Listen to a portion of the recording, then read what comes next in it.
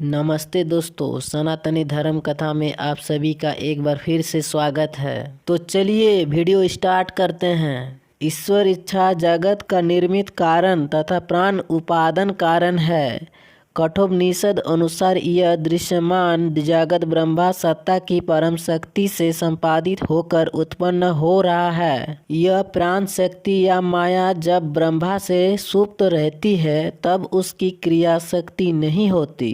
जब ब्रह्मा माया प्रकृति को स्वीकारते हैं तब की शक्ति का संपूर्ण अर्थात प्राण उदय होता है, जिसका आधार प्रणव ओम है। ब्रह्मा इच्छा के अनुसार यह प्राण शक्ति का प्रभाव अंदर से बाहर की ओर होता है, अर्थात सहस्रार अथवा मस्तिष्क से यह बाहर इंद्रियों के द्वारों से तथा अंतःकरण से निकलकर जीवों को विषय से आकर्षित करता है। जीवों के यह अंदर की ओर मन और बुद्धि को लगाने ही नहीं देता, अतः जीव संसार से बांधा रहता है। जगत का उपादान कारण होने के कारण प्राण शक्ति मनुष्य तथा जीव समुदाय को त्रिगुणमयी प्रकृति के सिंकड़जे में लगातार जकड़ा रखती है। कीट पतंग, पशु पक्षी, मनुष्य तथा देवता प्राण सूत्र में माला में मणियों के सामने गूंथे हैं। यह प्राण ही संसार अर्थात जगत का अदृश्य ईमान आधार है। वास्तव में मनुष्य का मन ही संसार है, जो लगातार चंचल रहता है, जिसके कारण यह प्राण स्पंदन है, और इसी प्राण स्पंदन के कारण चंचल मन बाहरी जगत से बांधा रहता है। परंतु ध्यान में रखने की विशेष बात यह है कि प्राण वह मूल शक्ति या सत्ता नहीं जो जीव है और जिसके कारण जीवन है।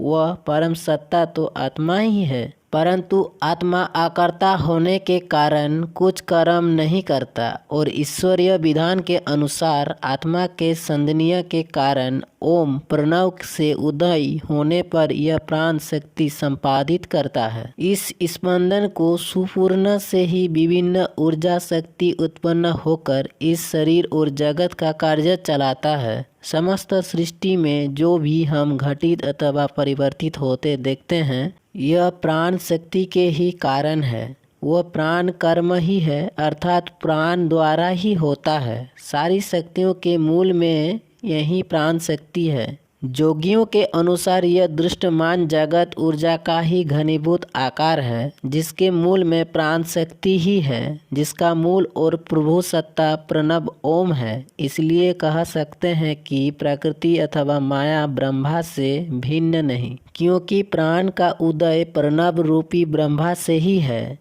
ब्रह्मा व्यक्त दृष्टमान जगत और अव्यक्त प्रकृति दोनों ही है। व्यक्त जगत परिवर्तनशील अथवा नाशवान होने के कारण ब्रह्मा का कच्चा रूप है, और अव्यक्त सत्ता ब्रह्मा का पक्का रूप है। यह प्राण ही परा तथा अपरा प्रकृति के मध्य का सार सूत्र है। भगवान का चैतन्य और इच्छा ही जगत का निर्मित कारण है। प्राण जगत का उत्पादन कारण है, परंतु अव्यक्त ब्रह्मा परम पराशक्ति होने के कारण इंद्रियों, तर्क तथा बुद्धि द्वारा अज्ञेय है। कोई दूसरा इसको नहीं बता सकता, क्योंकि यह स्वयं वैद्य है। गुड़ खाकर ही उसका स्वाद पता चलता है, किसी के समझने से नहीं। ब्रह्मा के जीव को अपने बाहरी प्रभाव के कारण पृथक करने का कारण यह प्राण ही है। अतः इसी का प्रयोग मनुष्य जीव को भगवान से जोड़ अथवा मिल सकता है, क्योंकि यह प्राण शक्ति ही ब्रह्मा के भेद का ज्ञाता है।